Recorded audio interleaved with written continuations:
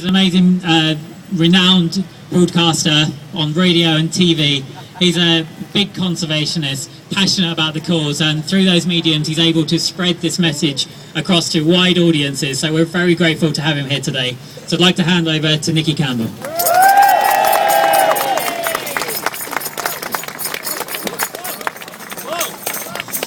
Well, it's great to see you all here today. It's wonderful that we've come here in the rain. Give yourselves a round of applause. This is brilliant. This is great. Do you know what?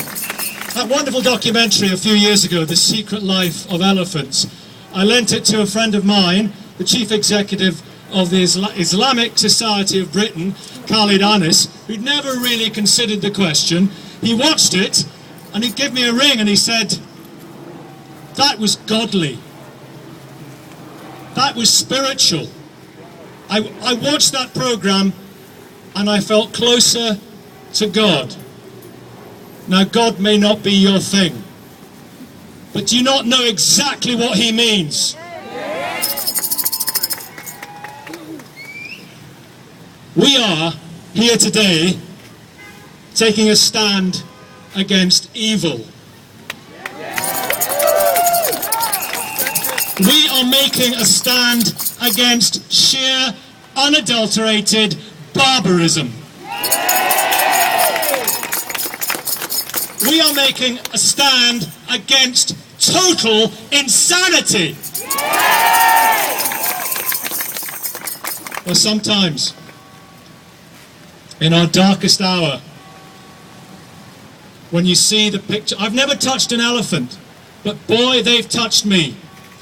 Sometimes in our darkest hour, when you see the barbarism, when you see the brutal, awful, callous murder, when you think maybe destruction has won, maybe barbarism has triumphed, maybe human callousness has marched on into a hell that we created, you can despair. But then you turn up on a day like this with people like you and you see the hope and you hear those wonderful speeches and you think, we can win!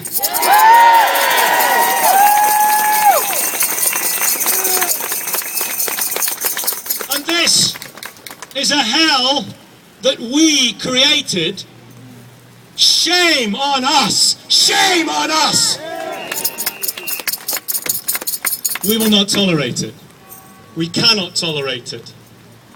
Do you know when people say, when something awful has happened, something barbaric, there are terrible things happening in this world every day.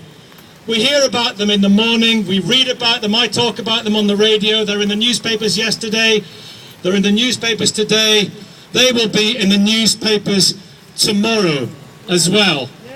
But you know what? This issue is right up there with them. It really is.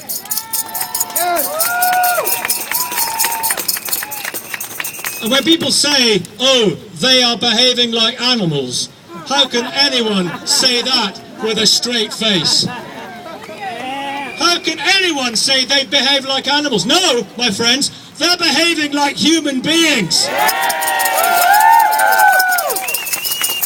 That's the worst of humanity. My friends, you are the best of humanity with your passion, with the love. We have hands across the ocean today in so many major cities. And as for humanity, as for our species, how will we ever, if we lose these animals, look at ourselves in the mirror? Because this, my friends, demeans our species. We are robbing the world of this wonderful natural heritage. We are robbing our children and our grandchildren. We are demeaning our species. My friends, this is a crime against humanity. We won't tolerate it. We will not tolerate it. We will not have a situation that there are only a few hundred rhino left with armed guard, military guard in small enclosures. We will not tolerate a situation that most elephants are in circuses performing demeaning tricks for ignorant morons. There you are. I said it. I said it. The M word. It slipped out. I'm so sorry about that.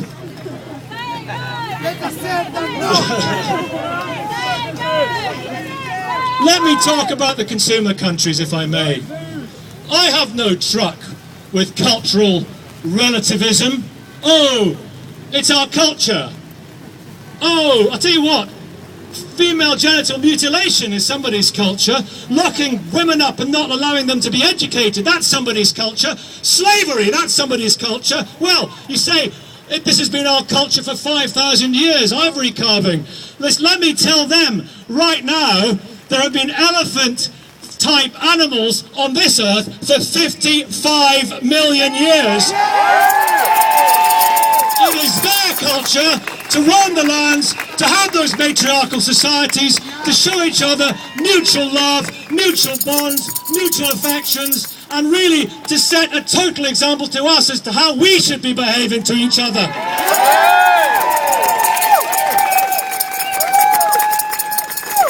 There are some great people in China working on this. We must show our appreciation, and in Vietnam as well. We must show our appreciation, because this is not racism.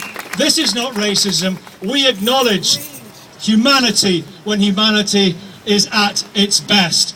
How does they think they look with their trinkets? How do they think that this is disconnect between them and the rest of the world right now? They're in the top table, they're the second biggest economy on the planet.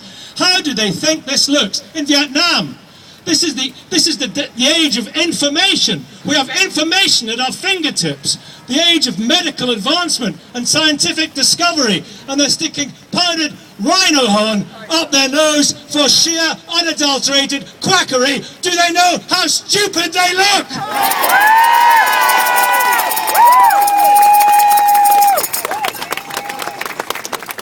But I'll tell you something.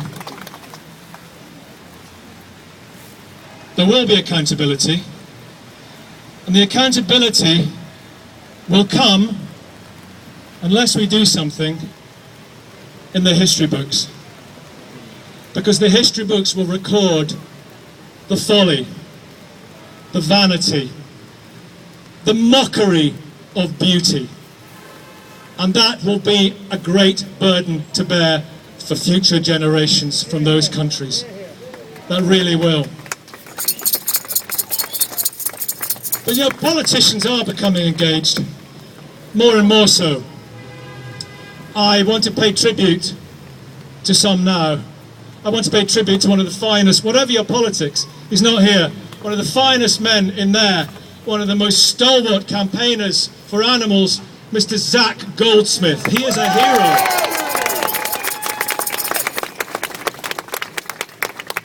I want to pay tribute to William Haig. William Haig is a man of immense passion on this issue. Sometimes he may not sound like it when he speaks, but we met him, we've been in there, we're meeting him again soon. And, excuse me while I guess get this, it's a message from William Haig. He cares passionately about this. His heart is beating on this issue. This is a message from William. I now have to very clumsily get my glasses out. It's age. No, a big bull elephant I'm getting on here. And my glasses are all steamed up. Can you hold that? I'm all steamed up. I know you are. From William Haig, I'm sorry I can't be with you today, but I want you to know that I will always keep up my efforts to eradicate the disgusting, immoral and illegal wildlife trade. In February in London, we made progress in agreeing the elephant protection plan with African nations, and now we must do everything we can to ensure its success for the sake of the world's most wonderful creatures and future generations. I thank everyone who gives their energy and commitment to this cause, and I want you all to know that Britain will work hard for success at the next major conference in Botswana next March. This is a crisis caused by human beings and it can be resolved by human beings with enough political will. Let's show we can do it. William Haig.